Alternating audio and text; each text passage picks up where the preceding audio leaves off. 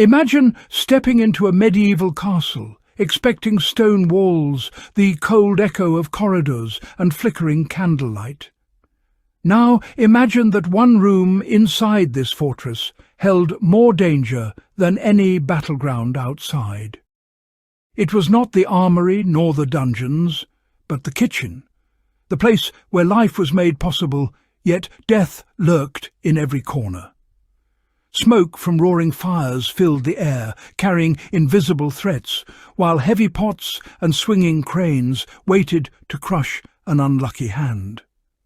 Grain stores attracted rats, whose tiny feet spread disease, and the heat that kept food from spoiling also made the room unbearably lethal during winter months. The paradox is startling. A room essential to survival was also the deadliest place in the castle. Peasants, soldiers and servants navigated this space daily, balancing the need to eat against the constant threat of fire, poisoning or contagion. Here survival demanded intuition, skill and timing, yet so few understood the hidden dangers. The deadliest room in medieval castles was one that no knight or noble could conquer with sword or shield. It required knowledge, caution, and a respect for the subtle hazards that history almost forgot. Medieval kitchens were not simply rooms for cooking. They were engines of survival. Castles often housed hundreds of people, all dependent on consistent food and warmth, especially during harsh winters or long sieges. Kitchens were typically located near the Great Hall for service efficiency, but they were confined spaces with massive hearths and open flames, rarely ventilated beyond a crude chimney. This design created a cauldron of hazards. Smoke filled every corner, soot covered surfaces, and the constant presence of fire made slips or distractions deadly. The food itself presented dangers. Grain stored in wooden bins could ferment or become infested with vermin, while meat often spoiled quickly without proper preservation. Kitchens also doubled as storage for flammable materials like barrels of oil or alcohol, making even a small spark catastrophic. Servants and cooks needed to memorize every corner, understand fire behavior, and anticipate animal activity to survive a day's work. The social hierarchy of the castle meant that the poorest labourers bore the greatest risk, often enduring long hours in temperatures swinging from scorching heat near the hearth to icy draughts near the walls. Understanding how people navigated these treacherous spaces illuminates not just the dangers of medieval life, but the ingenuity hidden in their everyday survival. So, how did people survive the deadliest room in the castle? The answer lies in observation, preparation, and makeshift engineering. Kitchens were organized around hearths, often equipped with cranes and hooks to lift heavy cauldrons safely off the fire. Cooks learned to move efficiently, keeping clear paths between flames, sharp knives, and boiling liquids. Food preservation was an art. Salted meats, pickled vegetables, and dried grains were stored carefully to reduce spoilage and minimize the spread of disease. Ventilation was primitive, but castle builders often positioned chimneys and vents to guide smoke upward and out, creating pockets of breathable air, an overlooked early form of risk management. Servants timed tasks to coincide with minimal risk, chopping wood away from the heat, stirring stews from a safe distance, and using long utensils to prevent burns. Even rats were accounted for.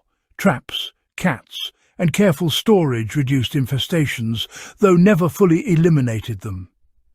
Each action was guided by experience, instinct, and community knowledge passed from one generation to the next. The kitchen was a battlefield of cause and effect, where a single mistake could be fatal, yet countless lives were preserved through a blend of foresight, observation, and the simple, elegant logic of survival under pressure. The lessons of the medieval kitchen extend far beyond history. Today, we take ventilation, fire safety, and food preservation for granted, yet the principles remain the same. Understanding airflow can prevent smoke inhalation in modern kitchens, just as medieval chimneys saved lives.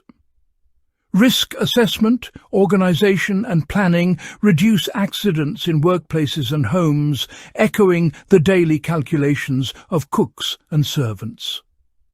The importance of redundancy, storing food carefully, rotating supplies, using multiple heat sources, can inform modern survival strategies and energy-efficient design.